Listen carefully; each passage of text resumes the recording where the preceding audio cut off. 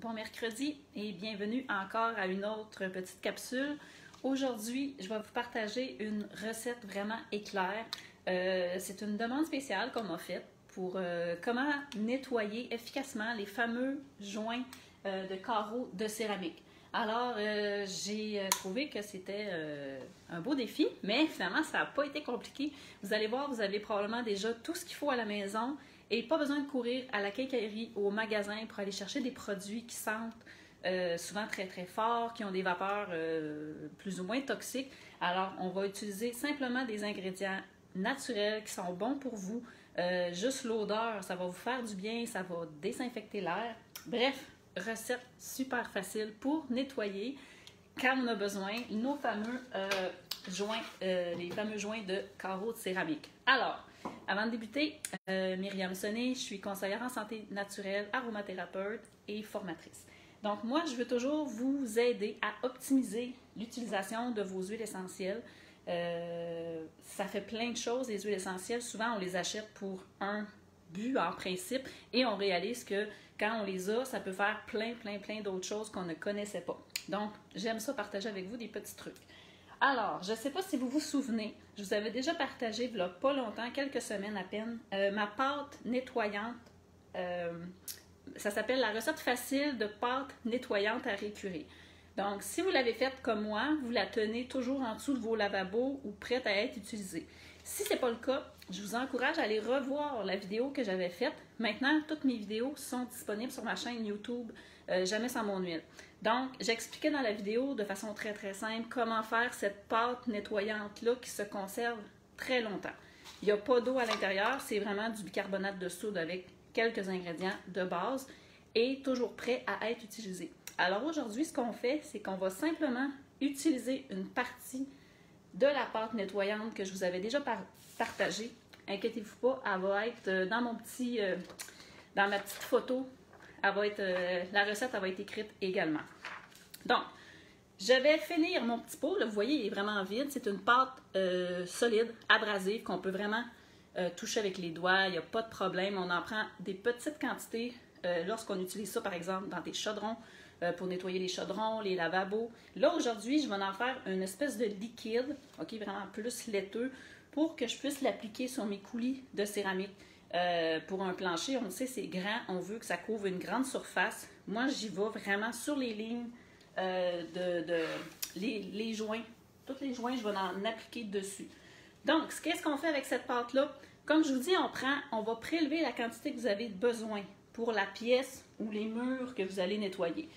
Moi, je vais simplement vous montrer, là, j'en ai pas beaucoup ici.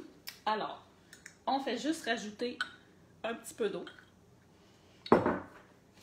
Là, moi, je vais brasser. Moi, ce que je veux, là, dans le fond, ce que j'ai utilisé l'autre fois et qui a super bien fonctionné, c'est vraiment, ça a donné un aspect de crème à café. OK, ça l'a fait, là, il faut que je le brasse complètement. Là.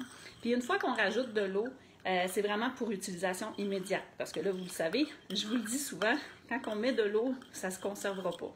Mais ça va être pour utilisation dans la journée ou la journée suivante. Faites-en la quantité que vous avez besoin pour la pièce, pour les joints de céramique. Alors, ça va vraiment...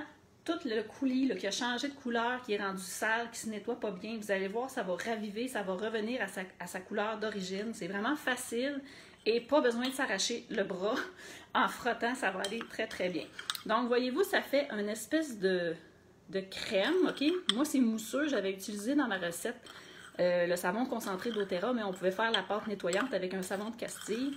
Donc, moi, ça fait vraiment une crème mousseuse. Et là, ce que je suggère, c'est vraiment de rajouter quelques gouttes supplémentaires. Il y a déjà des huiles essentielles dans ma pâte nettoyante, mais moi, je rajouterais, ça dépend de la quantité, là. Allez-y à l'œil, mais une dizaine de gouttes, peut-être 20 gouttes si vous faites un plus gros bol. Puis, qu'est-ce qui fait le citron? Bien, le citron, il a des belles propriétés nettoyantes. Il enlève souvent les taches, c'est dégraissant. Alors là, j'en rajoute une dizaine de gouttes. Bien là, mon pot, il est petit, là. Je vais en mettre à peu près 7-8. C'est suffisant parce que là, j'ai pas fait une grande quantité. Puis là, ça sent vraiment très bon. Alors, tout simplement, ce qu'on a à faire après, c'est d'appliquer... là, je vais le faire sur mon comptoir. Je ne sais pas si vous allez voir. Je vais faire une petite ligne avec ma cuillère. Je ne sais pas si vous voyez. Oui, on voit. Donc, je vais appliquer la petite pâte nettoyante sur le coulis. Puis j'attends. Moi, j'ai laissé agir un 10-15 minutes. C'est préférable. Et après, j'ai utilisé une petite éponge. Les petites éponges Norwex là, qui ont un petit côté un petit peu plus abrasif. Moi, j'ai utilisé ça. Ça a super bien parti. Comme je vous dis, on n'a pas besoin de frotter fort. Et le coulis va revenir vraiment à sa couleur d'origine. Ça sent bon.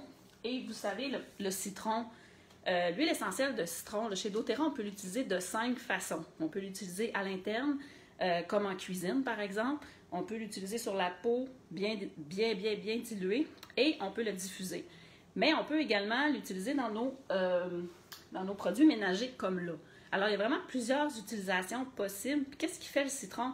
Il va aider à désodoriser la pièce que vous allez nettoyer. OK? Ça va vraiment aider à purifier l'air et ça amène de la bonne humeur, les agrumes. Ça sent tellement bon, ça va changer l'odeur de la pièce, mais vraiment pour le mieux. Tout le monde aime l'odeur de citron et il n'y a aucun danger pour les enfants, même les animaux de compagnie. Là, je veux dire, il n'y a aucune vapeur nocive. Donc, pas besoin d'acheter des produits qui sont à usage unique. On peut vraiment récupérer les recettes que l'on fait pour faire du multi-usage, même quand c'est des produits naturels. Donc, j'aime vraiment cette recette-là. Ça sent déjà très, très bon dans ma cuisine. Puis j'en ai mis juste un petit peu. Fait que vous allez voir, ça couvre quand même assez grand. Là, mon pot, là, je vais pouvoir aller faire pratiquement au moins la moitié de mon plancher de salle de bain tantôt avec ce qui me reste à l'intérieur de tout ça. Là, je ne l'avais pas très, très, très bien brassé. Mais je vais publier ma petite affiche résumée de tout ce que je viens de vous dire sous la vidéo. Donc, ça va me faire plaisir que si vous avez des commentaires, si jamais vous avez des suggestions d'idées, recettes que je n'ai pas encore abordées, vous pouvez toujours m'écrire en privé, ça me fait plaisir.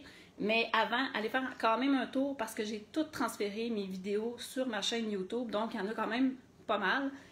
Plusieurs que j'ai faites même avec mon garçon lorsqu'il n'était pas à l'école. Donc, j'ai vraiment beaucoup de plaisir à partager mes petits trucs et astuces. Donc, c'est tout. C'est vraiment pas long pour aujourd'hui. Et vous allez voir, vos tuiles, vos joints de céramique, ça va être vraiment numéro 1. Donc, un beau petit truc à conserver. Petite recette à partager autour de vous. Et c'est tout. Alors, je vous remercie beaucoup. Puis, à la semaine prochaine pour une autre recette ou un autre truc. Bye bye tout le monde.